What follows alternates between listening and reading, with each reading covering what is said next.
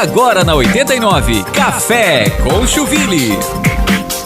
Olá, meus amigos, sejam muito bem-vindos a mais um programa Café com Chuville aqui na 89 FM, a líder de audiência. Eu sou Leandro Schmitz, editor e repórter do portal Chuville Notícias, o portal que você já conhece, já há um ano no ar, com informações, matérias, notícias. Não se esqueça, Chuville Notícias tem matérias e notícias que você só ouve e lê no Chuville Notícias. Já curtiu nossas redes sociais? Acesse lá o Instagram, o Facebook, também temos o nosso canal do YouTube. Esse programa aqui que você está ouvindo na 89 FM também é transmitido pelo nosso canal do YouTube. Tem muito conteúdo interessante lá, curta, compartilhe, você vai gostar de conhecer, viu? E se você quiser saber mais informações sobre o Chuville Notícias, receber aquelas notícias quentinhas direto no seu WhatsApp, você pode acessar lá o nosso site chuville.com e assim clicar lá no íconezinho do nosso WhatsApp, que você já vai se encaminhar para o nosso grupo e receber direto no seu celular todas as informações. Hoje é dia de bate-papo muito interessante, vou convidar para você ficar até o final, você que tem filhos, principalmente, matriculados aí na escola, a gente vai debater o porquê que de repente você não consegue trabalhar porque o seu filho estuda apenas meio período. Já pensou o seu filho estudando em tempo integral, facilitando aí para você trabalhar, para você ter a sua vida, para você, ao seu filho ter uma melhor qualidade do ensino? Já pensou em tudo isso? E por que que no Brasil isso não acontece? Ou se acontece, é numa pequena quantidade. Outros países já acontece, é sucesso, e aqui no Brasil, por que não? É o chamado ensino tempo integral, ensino integral, e para falar sobre esse assunto eu convidei aqui do meu lado a Mariana Dátria Schulze, ela é doutora em educação, seja muito bem-vinda aqui ao nosso programa. Boa tarde, bom dia na verdade, né? Tudo bem? Muito obrigada. Bem-vinda ao nosso programa. Vamos desafiar então esse assunto? Vamos lá. Então... Por que então no Brasil não funciona, ou pelo menos deveria funcionar esse programa de ensino em tempo integral? Nós temos o Plano Nacional de Educação, que é a condução das políticas nacionais em educação, considerando a Lei de Diretrizes e Bases. Esse plano indica, como a meta 6, de que 50% da educação pública brasileira deveria estar em tempo integral. Isso é um plano lá de 2014, que vai vencer agora, 2024, portanto Isso 10 mesmo. anos, Isso e mesmo. não conseguimos atingir a meta. Não conseguimos atingir a meta. Tanto é que o próximo plano, que já está em processo de entrada de vigor, que vai ser concluído em 2034, tem a manutenção dessa meta 6. 50% da rede pública de ensino de forma integral, o que conseguiria atingir em torno de 25% dos estudantes, considerando as realidades do território nacional. Mariana, levando em consideração esses últimos 10 anos que o plano não deu certo e vai continuar com essa mesma meta, vai ficar postergando, você como doutor em educação, o que você imagina, vai ficar postergando isso aí a cada 10 anos, não vai se resolver? É difícil essa conta fechar? É difícil essa conta fechar, né? Todo o Plano Nacional de Educação tem várias metas e essas metas possuem vários desdobramentos. Financiamento público, organizações políticas, incentivos específicos sociais. Então, a educação, ela é um espaço de muito combate. E essas regras não são tão fáceis de serem alinhadas nesse sentido, né? O que a gente precisa pensar sobre o ensino integral é o seguinte: nós estamos falando de um tempo integral, ou seja, essas crianças e esses adolescentes estarem durante 2 turnos do dia em espaço educacional, ou de uma educação integral, que são coisas diferentes. Vamos lá, qual que seria a diferença então entre um e outro? Uma educação integral é o entendimento de que essa pessoinha que está ali conosco está em um processo de formação de um desenvolvimento integralizado, complexo, cognitivo, emocional, psicológico, motor, afetivo. Então, há um desenvolvimento de tantas habilidades e competências, de tantos processos internos e externos que vão constituir esse sujeito como sujeito potencial. Isso é educação integral. A educação em tempo integral é o entendimento de que o currículo, como nós temos hoje, né, as disciplinas, né, vão organizar-se em 2 turnos, normalmente, matutino e vespertino, e durante esses 2 turnos, esse estudante vai ficar lá na escola. Aí a pergunta, isso significa uma formação integral ou não? Só ele estar lá na escola de fato proporciona para ele uma vivência integral ou só vai se aumentar a quantidade de atividades? Pois é, Mariana. E aí, naquele ditado que diz que nada se cria, tudo se copia, né? O Brasil copiou muita coisa de outros países e em países, assim, de desenvolvimento, o ensino em tempo integral já é uma realidade, como Coreia do Sul, Finlândia, né? E até, inclusive, aqui na América Latina temos um exemplo do Chile, que também tem esse tipo de educação. Mas e no Brasil? Nós temos o nosso sistema, algumas escolas até ensaiam isso, principalmente as escolas particulares, a gente vê muito em filme, né, Mariana? Exato. O pessoal dos Estados Unidos e aqueles armários, né? E aí a gente diz assim, mas aqui no Brasil nas escolas não tem isso, por quê? Porque o sistema é diferente. Escolheu-se, afinal de contas, puxando um pouco do passado, por que escolheu só um meio período e não já direto integral no Brasil? A educação passa a ser um direito para todas as pessoas em território nacional, cidadãos, ou que migram para cá, em 1988, com a Constituição. E em 1996, com a LDB, que é a Lei de Diretrizes e Bases, é que são organizadas essas estruturas e esses funcionamentos do sistema escolar brasileiro. Então, a gente não tem ainda, 30 anos desse documento. Parece que é muito, mas... Parece que é muito, mas não é. E é aí o grande problema. Por quê? A educação brasileira, então, passa a ser possibilitada, enquanto federação, estados, municípios, assim sucessivamente, nesse acesso e nessa disponibilidade, há não mais que 30 anos. Esses todos os países, isso não acontece. Isso já tem um histórico e um tempo de existência muito maior. Aliado a isso, nós temos um grande problema, que é o território nacional. Nós somos enormes, É possível compor vários países dentro do nosso país. Muitas culturas diferentes. Exatamente. Então, essa divisão de espaços e territórios implica em uma dificuldade realmente do desenvolvimento dessas políticas e desses acessos. Em uma tentativa de assegurar a educação, assegurar a democratização, então o acesso das pessoas à educação, entendeu-se a possibilidade de, pelo menos, que acontecesse em turnos, para que mais pessoas conseguissem acessar isso. Numa tentativa de realmente buscar essa democratização, que é esse o termo que a gente utiliza. Por um lado, é muito bom, porque as pessoas acessam. Por outro, esse acesso é prejudicado nesse sentido da qualidade. E aí, o sistema público e o sistema privado entram em confronto, com toda certeza, O sistema público vai precisar de uma grande estrutura física, de um estabelecimento de rotinas muito diferentes do que a gente tem hoje, de um quantitativo intenso de profissionais da educação, que nós não somente temos. professores. Não somente professores, e de uma organização dessas atividades, porque essas crianças vão ficar lá, esses adolescentes vão ficar lá. Vão ficar lá como? De que forma, Já o sistema público, isso já é... o sistema privado, isso já tem um elemento importante, que é o financiamento. É possível eu custear a estrutura física, a condições de trabalho, a organização desses espaços, como tu disse, os armários, os espaços de descanso e assim sucessivamente. Uma coisa que é importante também colocar é que é importante também pensar como os estudantes, como as crianças e os adolescentes vivem isso. Hoje a gente tem muitos estudos que demonstram que a educação em tempo integral gera um processo de esgotamento nessas crianças e nesses adolescentes, se não for bem organizado. Porque eles vão ficar o tempo todo na escola, Eles ficam de manhã, eles chegam em torno das 7 horas da manhã, 7h30, e eles saem 5 horas da tarde, 5h30, dependendo, Se não, vão fazer mais atividades ainda depois. Então, como é essa rotina? Isso também está sendo um elemento interessante de pensar as estruturas familiares, os vínculos, a utilização de tecnologias. Então, tudo isso é um atravessamento. Mesmo porque muita gente que vai para a escola, a única refeição do dia que ela tem é na escola, A gente fala aqui que as pessoas têm acesso a muitas coisas, mas muitas vezes não é a realidade que a gente encontra aí, principalmente nas periferias. A gente vive meio que... As pessoas vivem numa bolha de achar que isso não existe, mas existe. Exatamente.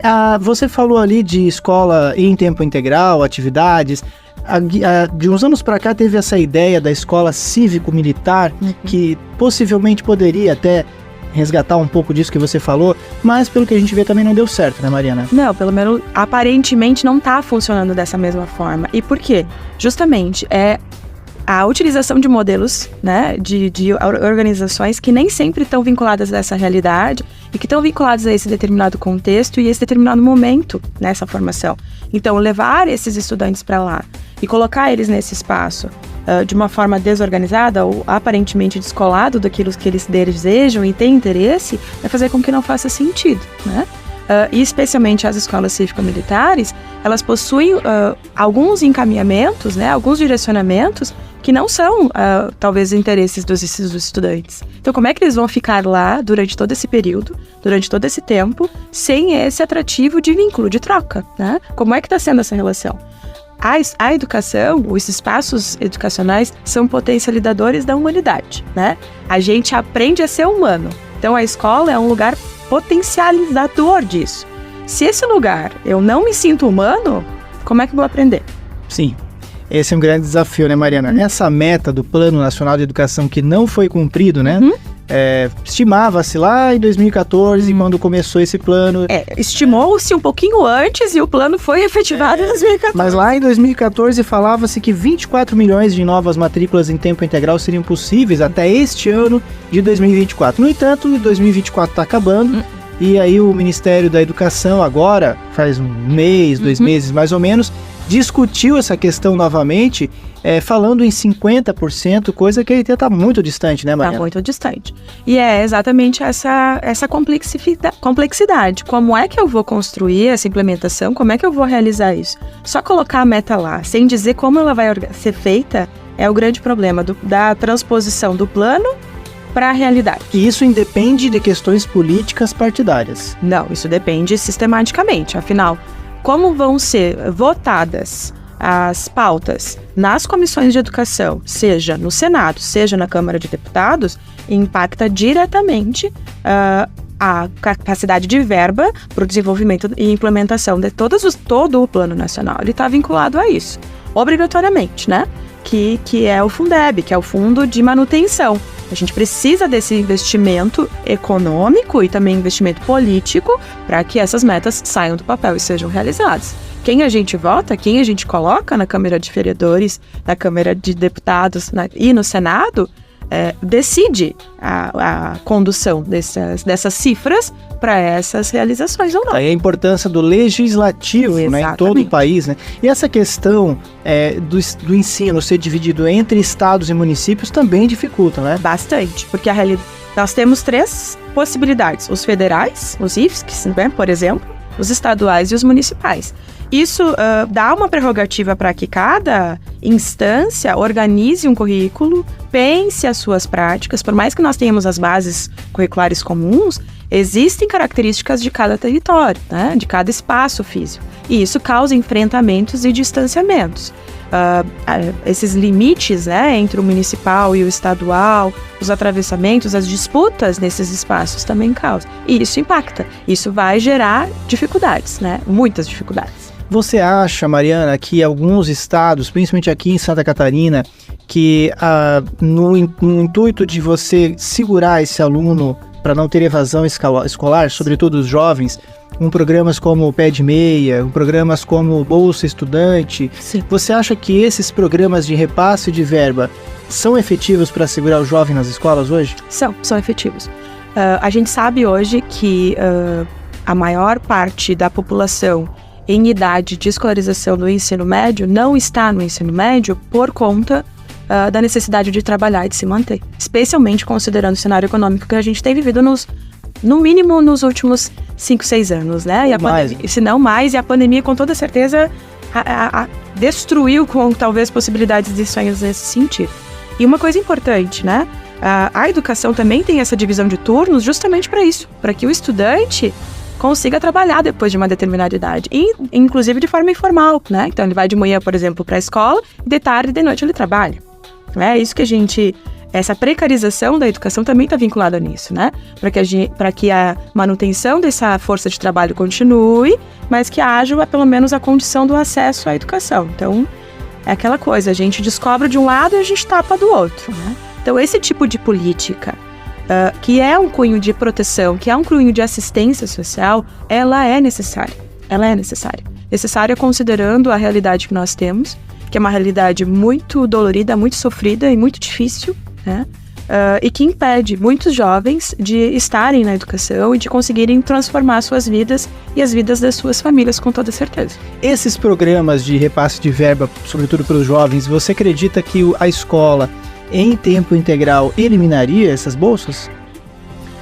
Não sei dizer se eliminaria, porque dependendo das circunstâncias em que esse tempo integral acontece, precisaria ser pensado numa amarra nesse sentido, para que ele não evadisse também, porque se ele ficar muito tempo lá dentro, ele pode ter o impedimento de conseguir realizar algumas atividades que auxiliem a sua rotina familiar.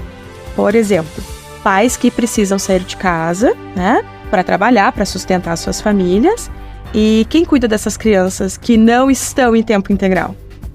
Se eu não tenho uma rede de apoio para acomodar essas crianças, essas outras pessoas que compõem a minha estrutura familiar, é muito comum que os adolescentes, né, ou as crianças mais velhas, fiquem em casa para cuidar. Isso na realidade atual, né? Exatamente. Já com tempo parcial de escola. Exatamente. Então, se eu vou para o tempo integral, muito bem, então esse estudante vai ficar lá conosco, mas como é que eu vou organizar para que ele não saia desse tempo integral? Então, a bolsa precisaria ser mantida.